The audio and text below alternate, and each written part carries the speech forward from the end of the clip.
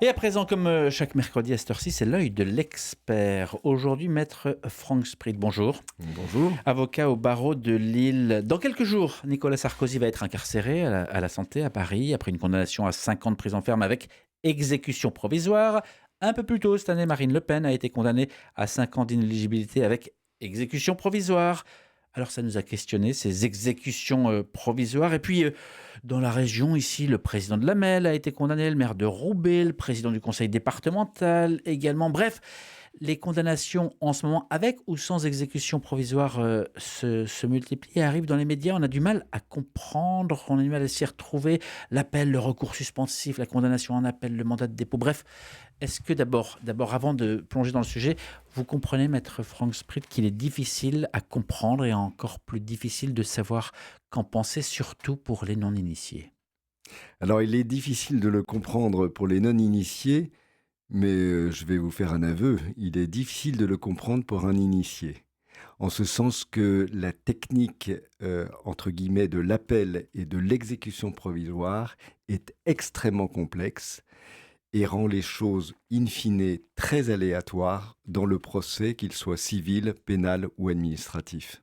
L'exécution provisoire, j'ai lu que c'est un mécanisme juridique qui permet d'exécuter immédiatement une décision de justice. Donc, ça paraît très simple.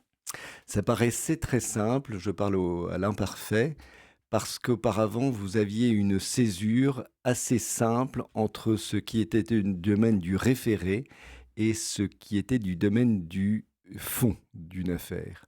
Je m'explique, le référé est une ordonnance qui est rendue sur la base de la célérité d'un procès et surtout de l'évidence d'une condamnation. Et c'est la raison pour laquelle une ordonnance de référé est systématiquement exécutoire, comme on dit, par provision. C'est-à-dire, quand bien même vous faites appel, elle s'exécute parce qu'il y a urgence, parce qu'il y a des intérêts qui sont en péril si la décision n'est pas exécutée immédiatement. En revanche, lorsqu'il s'agit d'une décision de fond, un jugement, eh bien là, vous le savez, il y a un principe qui est fondamental, qui est celui du contradictoire, c'est-à-dire qu'il y a une thèse et une antithèse, si je puis dire. Le juge doit trancher, évidemment, mais le juge tranche en première instance et il est susceptible d'être contredit, c'est-à-dire réformé en appel. Et donc la question qui est posée, qui était posée, c'était de savoir si un jugement doit être assorti ou non de l'exécution provisoire. Jusqu'à une date très récente, un jugement était suspendu dans son exécution tant qu'une décision d'appel n'était pas intervenue. Tout ceci a été renversé par le législateur, nous allons y revenir sans doute. Pourquoi provisoire? Provisoire, ça peut Ah, paraître juste... oui, vous avez raison, bon. provisoire, parce que si je parle de l'ordonnance de référé, elle est provisoire par nature, c'est-à-dire que tant qu'il n'y a pas un jugement du fond qui a remis en cause l'ordonnance, l'exécution est provisoire, donc elle peut être remise en cause. En revanche, un jugement, ça tranche, j'allais dire définitivement, une situation de droit et de fait. Et donc la Cour d'appel peut infirmer, réformer la décision de première instance. Et donc, une fois que vous avez cette décision définitive, il n'y a plus rien de provisoire. Et donc, c'est la grande différence. Aujourd'hui, un jugement qui est rendu s'exécute, mais vous savez très bien que dans 2 ans, la décision peut être complètement mise à mal, et donc le provisoire, eh bien, il a fait des dégâts. Alors, le provisoire s'approche de l'immédiat dans les cas qui nous concernent. Et parmi les chiffres accessibles, en 2022, 55% des peines de prison ferme prononcées au tribunal correctionnel ont été mises à exécution immédiatement. Est-ce que c'est ça, l'exécution provisoire, l'immédiat? C'est une bonne réflexion que vous faites. L'immédiateté, effectivement, le provisoire peut, entre guillemets, se confondre avec l'immédiateté. C'est tout à fait exact, mais évidemment, si je me réfère au procès civil, parce que là, vous faites écho au pénal, qui implique directement la personne je dirais, dans sa liberté de circulation, puisque si vous êtes détenu immédiatement à la sortie avec un mandat d'arrêt, forcément, vous ne pouvez plus circuler. En revanche, dans le procès civil qui met en situation deux personnes privées, si je puis dire, eh bien, là, il ne s'agit pas d'enfermer les personnes, il s'agit de décider si vous faites exécuter ou pas exécuter. Ce n'est pas une autorité supérieure qui le dit, ce sont les justiciables eux-mêmes, celui qui a gagné son procès. Est-ce que je décide de faire exécuter ou pas exécuter? Donc là, il y a une faculté, tandis que dans le procès pénal, c'est tout à fait différent, puisque là, il s'agit de l'ordre public qui est en jeu. Et donc là, c'est l'autorité public qui décide ou non de situer la personne dans un univers Vous nous carcéral. disiez que récemment, donc, il y a ces bouleversements finalement. Est-ce que l'article 514 du Code de procédure civile, qui instaure depuis janvier 2020 l'automaticité de l'exécution provisoire pour les décisions de première instance, à moins que la loi n'en dispose autrement, est venu justement accélérer le mouvement? Ah ben, indéniablement. C'est-à-dire que d'une exception, on a fait un principe. C'est aussi simple que ça. D'une C'est-à-dire exception, on a on a fait fait un un principe. principe. C'est-à-dire que l'exception, c'était que la décision de première instance soit exécutoire, entre guillemets, par provision. C'est-à-dire quand bien même vous faisiez appel, le juge pouvait assortir sa décision de l'exécution provisoire de première instance si le justiciable le lui demandait. Maintenant, c'est tout à fait différent. C'est-à-dire que systématiquement, le jugement de première instance, comme on dit, est exécutoire. Sauf si vous avez demandé qu'il soit assorti de l'exécution provisoire, de l'absence d'exécution provisoire, auquel cas le juge va dire que cette décision n'est pas immédiatement exécutoire tant qu'un appel n'a pas décidé de le refermer, de le réformer ou de le confirmer. Mais si vous prenez un peu de recul, c'est une bonne direction? Alors, je pense que les avis sont très partagés. Cette réforme a été faite au nom de la célérité et de l'effectivité des décisions judiciaires. Mais vous comprenez, en droit, on ne peut jamais regarder les choses que d'un seul côté. Nous avons des décisions qui doivent être rendues dans des délais évidemment raisonnables, mais pour autant, vous avez ce qu'on appelle un droit qui d'une certaine manière est fondamental, quand bien même n'est-il pas inscrit comme ça dans la Constitution, qui est le droit d'appel. C'est-à-dire que on a parfois beaucoup disserté sur ce qu'on appelle l'erreur du juge. Alors, c'est peut-être pas très joli de dire ça, mais n'empêche que si un appel vient infirmer une décision de première instance, c'est qu'on va considérer que ce qu'a dit le premier juge, qui est une vérité judiciaire, comme on dit, eh bien, était toute relative, puisque la Cour d'appel a décidé autrement. Et tout ça pour la garantie du justiciable. On a le droit de se tromper dans la vie. Alors, avec une exécution provisoire systématique, vous comprenez que, j'allais dire, le mal est fait.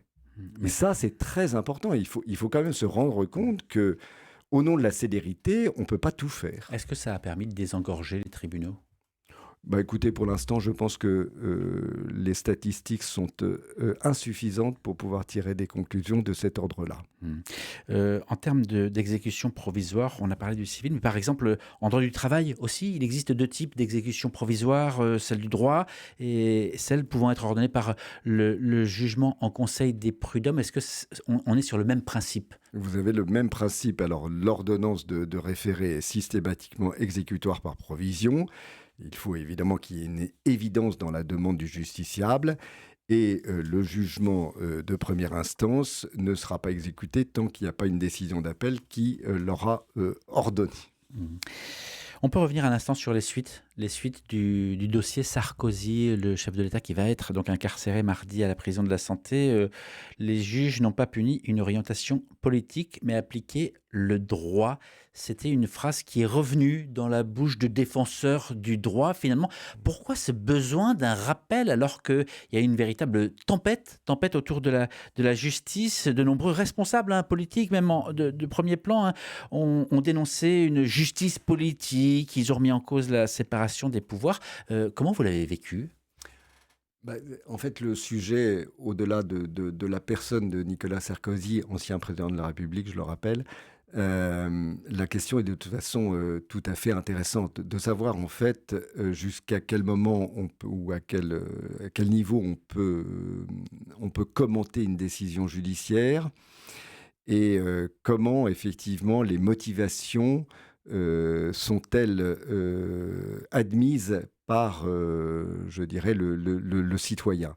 En réalité, ça pose la question, enfin, c'est pas une question, c'est plutôt un intérêt. Tout citoyen français est nécessairement intéressé par une décision de justice. Pourquoi? Tout simplement, il ne le sait pas toujours, mais parce que c'est un pilier de notre société démocratique. Il n'y aura pas de démocratie s'il n'y a pas de justice. La justice, il ne suffit pas de dire justice, il faut savoir comment elle est rendue et comment les décisions sont elles-mêmes motivées. Et est-ce que les sentences sont justes ou pas justes? Et là, on commence à être vraiment en difficulté pour pouvoir répondre, puisque chacun aura, je dirais, son propre avis qui est, et c'est pour ça que je reviens sur la personne que vous avez citée, Nicolas Sarkozy. Il y a des gens qui sont extrêmement choqués par le fait que, eh bien, c'est quand même un ancien président de la République, que l'ordre public était-il à ce point en cause pour qu'une décision de première instance soit exécutée, même provisoirement, avant qu'un appel dise la vérité judiciaire. D'autres vont nous dire, président de la République n'est pas au-dessus du citoyen, qui plus est, c'est lui qui a promu un certain nombre de lois qui ont été, je dirais, suffisamment commentées, mais en tout cas dans un principe de moralisation de la vie politique.